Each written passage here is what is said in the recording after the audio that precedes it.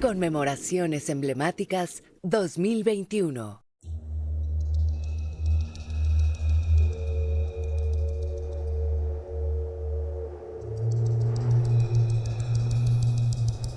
Atardecía el 13 de agosto de 1521.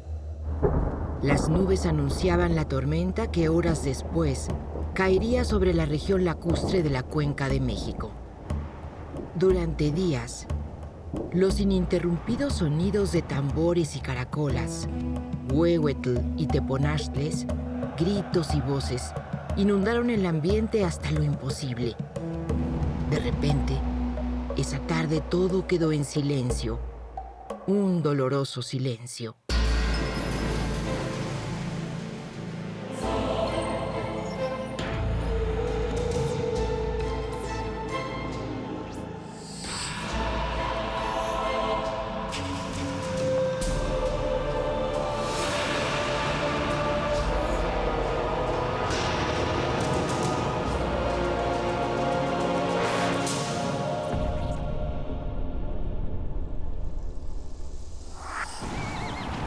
La caída de Tenochtitlan y Tlatelolco abrió la historia moderna de Occidente.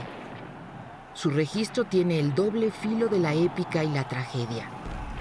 Y más cortantes, nos rozan los filos del arma blanca de la ficción y de la ideología desde tiempos de la conquista hasta el día de hoy. Tenochtitlan y Tlatelolco, las dos ciudades que se les ha llamado gemelas, las dos ciudades mexicas, ocupaban una isla de aproximadamente unos 13 kilómetros cuadrados. Tenochtitlan, digamos que ocupaba las 2/3 partes del lado sur de esa isla y Tlatelolco la tercera parte en el lado norte. Tenochtitlan estaba distribuida a grandes rasgos a partir del gran recinto sagrado, cuyo templo principal era el Templo Mayor. A partir de ese Templo Mayor, de hecho en la base del Templo Mayor confluían virtualmente las dos grandes calzadas, o dos de las grandes calzadas que comunicaban a su vez a la ciudad con la tierra firme. Hacia el sur, la famosa calzada de Iztapalapa, por la cual entraría Cortés y todos los que lo seguían el 8 de noviembre de 1519, y hacia el poniente la calzada de Tlacopan o Tacuba, como se conoce actualmente ese lugar. Estas dos calzadas, decía yo, confluyen virtualmente en la base del Templo Mayor. Así de bien estaba trazada la ciudad de Tenochtitlan, ¿no? Pero a partir del Templo Mayor y de este recinto sagrado, además de estas dos calzadas, bueno, había otras dos que comunicaban a Tenochtitlan también, una con la tierra firme hacia el norte, que era pues la calzada de Tepeyacac, pero que se llegaba a esa calzada de Tepeyacac a través de una calle o vía, digamos, que salía también del área del recinto sagrado hacia el norte y que corresponde actualmente a la calle de República del Brasil, que se continuaba con la calle de Peralvillo o la calzada Peralvillo, ya claro, en uso los nombres ya de posteriores a la conquista, y llegaba en última instancia a la antigua calzada del Tepeyacac, que corresponde actualmente o correspondería a la calzada de los Misterios. A partir de estas cuatro, digamos, calzadas que partían, lo repito, del recinto sagrado, se distribuían las cuatro grandes parcialidades de Tenochtitlan. En cada una de estas cuatro grandes parcialidades había un mayor número de calpulis o barrios. No se sabe exactamente cuántos calpulis había en la época prehispánica, puesto que a raíz de la conquista se hizo la traza de la ciudad novohispana, que borró gran cantidad de estos barrios originales, de estos barrios indígenas. Esas cuatro grandes parcialidades eran hacia el norponiente Cuepopan o Santa María Cuepopan, como se llamó ya después de la conquista. Hacia el noreste, Atzacoalco o San Sebastián Atzacoalco. Hacia el suroeste, Teopan o San Pablo Teopan. Y hacia el suroeste, Moyotlán o San Juan Moyotlán, en la época colonial. Esta era la gran división de la ciudad de Tenochtitlan. Tlatelolco en el norte no tenía esta división en 4 grandes parcialidades. De hecho, Tlatelolco básicamente era el gran recinto sagrado, que era muy semejante al de Tenochtitlan, al igual que el Templo Mayor de Tlatelolco era muy semejante al del Templo Mayor de Tenochtitlan. Y también, desde luego, hacia el oriente de este recinto sagrado de Tlatelolco, que por supuesto también se puede visitar, es una zona arqueológica actualmente. Hacia el oriente, decía yo, se encontraba la gran plaza del mercado de Tlatelolco, el famoso mercado de Tlatelolco que tanto impresionó a los conquistadores, ¿no? Era una plaza enorme y que de hecho llegó a tener ya en lo que fue el sitio final de Tenochtitlan una importancia estratégica muy especial, ¿no? Ya sobre todo en las últimas 2-3 semanas de ese sitio que culminó de hecho en Tlatelolco. Con el sitio de Tenochtitlan atacaron los españoles básicamente desde 3 frentes. Desde el sur, Hernán Cortés con sus propias gentes, que se estableció más bien su real en un lugar que se llamaba Acachinanco, que estaba situado sobre la calzada de Iztapalapa, y que para ubicar, digamos, a la gente en términos actuales, a grandes rasgos, situémonos en lo que actualmente es el cruce del viaducto Miguel Alemán y la calzada de Tlalpan o San Antonio Abad. En esa zona es donde estuvo el real de Hernán Cortés. Él atacó desde el sur. Hacia el poniente, Pedro de Alvarado se estableció su real en Tlacopan o Tacuba, y a partir de ahí fue que atacó Alvarado inicialmente por la calzada de Tlacopan a Tenochtitlan, pero después Alvarado se enfocó al ataque a Tlatelolco por la calzada de Nonoalco, que comunicaba directamente a Tlacopan o Tacuba con Tlatelolco, y particularmente con el área nuclear de Tlatelolco. Y finalmente, bueno, Gonzalo de Sandoval fue enviado por Cortés, a los pocos días de iniciado el sitio, fue trasladado por Cortés hacia Tepeyac, hacia el final, digamos, de la calzada de Tepeyac, porque le avisaron a Cortés, Alvarado le avisó a Cortés que por ahí estaban saliendo y entrando los mexicas, pues los indígenas, cuando querían, ¿no? Entonces Cortés mandó a Sandoval a bloquear esa salida para que la ciudad quedara pues completamente sitiada.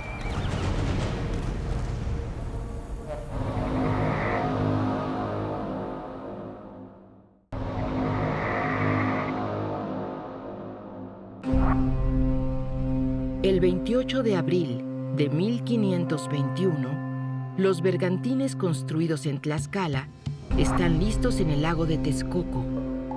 Cortés había reforzado y depurado su ejército.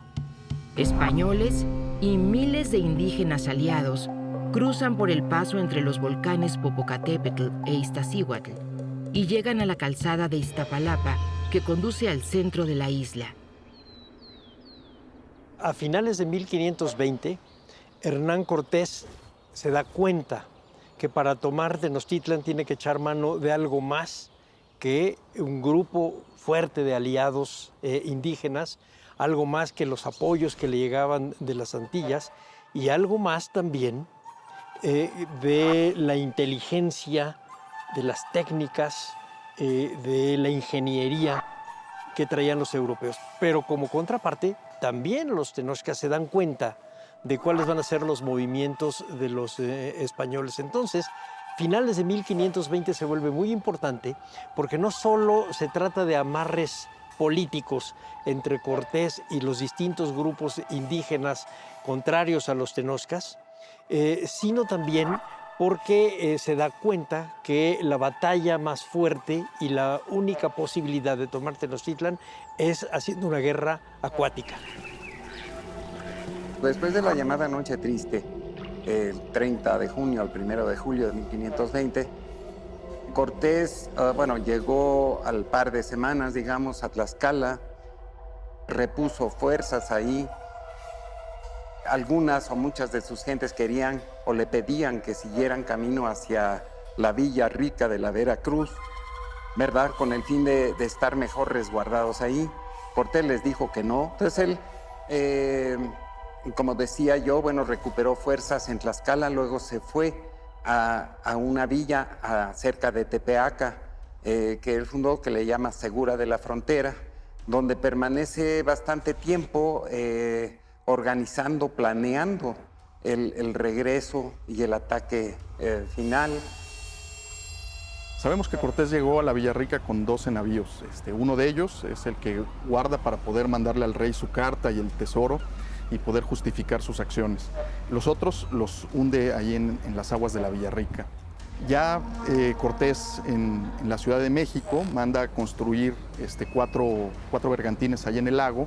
Incluso le pide a Moctezuma gente para ayudarle y encuentra entre la tropa a un Martín López. Este Martín López, sevillano, tenía experiencia en la construcción de barcos y finalmente logra construir estas 4 embarcaciones, las cuales, por cierto, impresionan mucho a Moctezuma. En algún momento lo llevan a pasear por el lago, disparan cañones, estaba muy admirado de que hubiera velas y remos trabajando al mismo tiempo, y Cortés allí es cuando ya creemos que empieza a tener esta idea, ¿no?, de que parte de la guerra que vendría o parte de la forma de salir de esta ciudad sería a través del agua. Después de que los primeros 4 bergantines los queman los mexicas, suceden todos estos eventos, la Noche Triste. En la Noche Triste, Cortés pregunta, ¿no?, cuántos hombres habían muerto y si estaba vivo Martín López, ¿no? Se puso feliz cuando supo que Martín López estaba vivo, ¿no? O sea, él ya tenía ahí la concepción de que parte de esta guerra tenía que ser en el agua, ¿no? Después de estos eventos, manda hacer ya formalmente la construcción de los 13 bergantines, y para esto Martín López se va a Tlaxcala. Utilizan madera de roble, madera de pino, de encino, y arman los barcos de cierta manera allá en Tlaxcala para desarmarlos y llevar todas las piezas hasta el lago de Texcoco. Y allá en Texcoco crean incluso un canal enorme para poder meter los barcos, y arma sus 13 bergantines que serán fundamentales en la toma de Tenochtitlán. Tiene que haber sido una labor titánica, la mano de obra para poder hacer todo ese cargar de cosas. Y bueno, pues también mucho ingenio por parte de los constructores, ¿no? Sabemos que había carpinteros, que había cerradores, que había herreros, y todos ellos pusieron ahí su talento para poder armar estas naves, las cuales estaban aparentemente muy bien construidas, ¿no? Tiene que haber sido un esfuerzo brutal el hacer esto, pero muy importante y significativo para lo que venía. Se fueron por el norte de la Cuenca de México, es decir, tuvieron que subir, digamos, hasta el rumbo de Jilotepec, actualmente, al norte de los lagos de Zumpango y de Xaltocan, y dar la vuelta por ahí, bajar por Cuautitlán, luego pasar por Tenayuca y llegar finalmente a Azcapotzalco y a Tacuba. Esto fue en mayo de 1521, y muy importante, la primera instrucción ahí de Hernán Cortés era cortar el suministro de agua potable, el principal suministro de agua que llegaba de los manantiales precisamente de Chapultepec.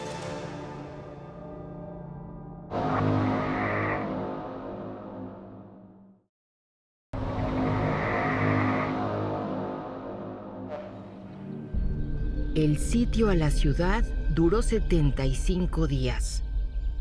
Los españoles cortaron el acueducto que traía agua desde Chapultepec, y la última batalla comenzó con el asalto a Iztapalapa.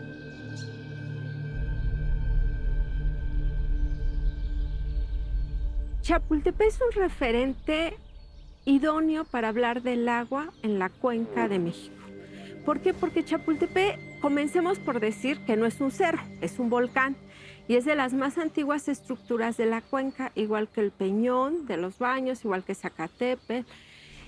Este volcán, digamos, cuando aparece en la cuenca, aquí no había ni siquiera un lago, era un río que pasaba, va a cerrar la cuenca la formación Chichinautzin, y de este volcán va a comenzar a manar manantiales de agua, igual que del Peñón de los Baños, ¿no? Pero ¿qué es lo importante? A veces uno imagina que la ciudad, al tener lago, tenía agua por todos lados, y no es cierto, no todo el agua era consumible, ¿no? Entonces, de ahí que este volcán, al haber tenido manantiales de agua, era idóneo para el asentamiento humano. De ahí que tenemos asentamientos muy antiguos. Y el agua, también otra idea errónea que a veces se tiene de Chapultepec es que había un manantial, y no. El cerro de Chapultepec era lo que conocemos como un cerro llorón. Tenía muchos manantiales, brotaba agua de diferentes lados, y los manantiales más importantes, uno lo tenía en la zona de Petrograbados y otro aquí donde estamos. Este manantial, en la historia oficial de los mexicas, si recuerdan en sus clases de historia, se decía que el cerro estaba desocupado y que llegan los mexicas y que se asientan. Los datos arqueológicos nos muestran que no es así, que Chapultepec estuvo ocupado mucho antes de la llegada de los mexicas. Y tan es así que hubo un gran pleito precisamente por el aprovechamiento del agua. Cuando los mexicas se vuelven el grupo dominante de la cuenca, mandan a hacer un acueducto que va a llegar precisamente a la Gran Tenochtitlan. El primer acueducto lo hace el primer rey de los mexicas, ¿no? Pero es destruido, y es cuando van a ser expulsados los mexicas del cerro.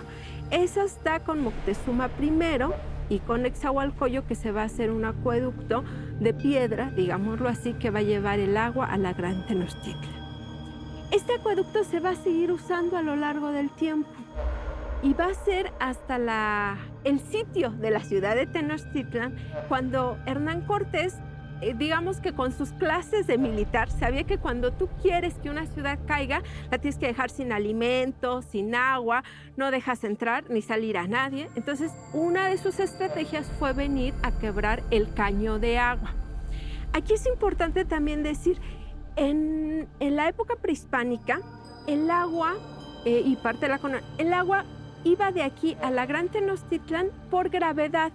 No había una máquina que impulsara el agua, no, todo era por cálculos de pendiente y cómo iba saliendo el agua de los manantiales, y se iba canalizando por la orilla del lago hasta llegar, para que la gente se dé una idea, el acueducto prehispánico salía de este punto, se iba hacia donde ahorita sería el altar a la patria, y de ahí iba por circuito interior, daba vuelta en la Tlaxpana e iba a llegar al lado de la Alameda. Ahí había un contenedor donde ahorita está Bellas Artes. De ahí se iba en forma subterránea y llegaba hasta la Gran Tenochtitlan. Y bueno, ahora para hablarles de las cajas, después de este antecedente, es porque hay tantas cajas de agua aquí. Bueno, la caja más grande era la prehispánica, que reflejaba el gran caudal de agua que salía del manantial. Al paso del tiempo, el caudal de agua va bajando, por lo que se necesita hacer una caja más pequeña y de esa caja conducir el agua a los diferentes acueductos, ¿no? Entonces, lo que observan en este sitio son la caja de contacto y después cajas más pequeñas que cada grupo humano fue haciendo. Tenemos desde la caja prehispánica, la caja colonial, la caja de Maximiliano, por poner un ejemplo, caja de colegio militar, y las últimas cajas son aquellas que presentan cemento y algunos restos de materiales del siglo XIX, ¿no? En el siglo XIX cae en desuso este manantial. Yo creo que es necesario también decir que aunque obviamente en las fuentes, y más sobre todo cuando lee uno a Cortés, él se autoproclama como el autor intelectual de esta idea, efectivamente, de la caída de Tenochtitlan, del asedio. Pero yo no dudaría nuevamente que fue una idea compartida con los capitanes indígenas quienes al final nuevamente le van a proveer de toda la infraestructura de inteligencia bélica, es decir, dónde cortar el agua, por dónde entrar a Tenochtitlan, seguramente informarle que los mexicas, al ser una sociedad lacustre, tenían una extraordinaria experiencia en el manejo de canoas y del combate lacustre, entre otros factores, por lo que es creo que importante mencionar que esta idea de someter a Tenochtitlan yo creo que no fue solo de Cortés, sino en realidad la inteligencia indígena de los capitanes proveyó de suficiente información para efectos. Ahora, hay algo importante por decir. La defensa de Tenochtitlan desde el punto de vista mexica inicia no solamente en el asedio, sino desde mucho antes. Como ya explicamos, la idea de cortar la llegada de Cortés a Tlaxcala, esto es ya parte de la defensa de Tenochtitlan misma. También el hecho de que desde el proceso de construcción de los bergantines, que los mexicas tenían conocimiento de que esto se estaba dando, los mexicas mandaron en varias ocasiones tropas para evitar que incluso llegaran los maderos que se estaban reuniendo en Tlaxcala y luego llegaron a Texcoco. Los mexicas mandaron en varias ocasiones tropas para asesinar y aniquilar a quienes estaban reuniendo estos materiales. Entonces ahí también hubo una intención de Tenochtitlan de defender la ciudad incluso antes de que los bergantines estuvieran ya construidos. Ahora, ya que se logra esto, Cortés lo que hace es reunir la mayor cantidad de efectivos procedentes sobre todo de la Cuenca de México, sumar una serie de tropas de la región, después cortar los suministros de agua y efectivamente llevar a cabo el planteamiento táctico híbrido que implica la entrada de tropas por las calzadas, normalmente comandadas, como él dice, por algún hispano, apoyados por supuesto de una gran cantidad de efectivos indígenas y sumado a la presencia de bergantines que van a cumplir un papel importante, porque de acuerdo a lo que plantea Cortés y otras fuentes, por lo menos al inicio del asedio, fue complicado que las tropas de asalto de la zona terrestre de las calzadas avanzaran porque estaban constantemente asediadas por las canoas. Reitero, esta capacidad mexica de control del lago era evidente y entonces fue necesario la llegada de los bergantines para distraer la llegada de las canoas y entonces que las tropas de tierra pudieran avanzar. Entonces es ahí donde evidentemente los bergantines, al parecer, con la discutible situación y sin caer en determinismos tecnológicos, pues los bergantines tuvieran este importante papel para distraer las canoas, diezmarlas y que las tropas pudieran avanzar por tierra.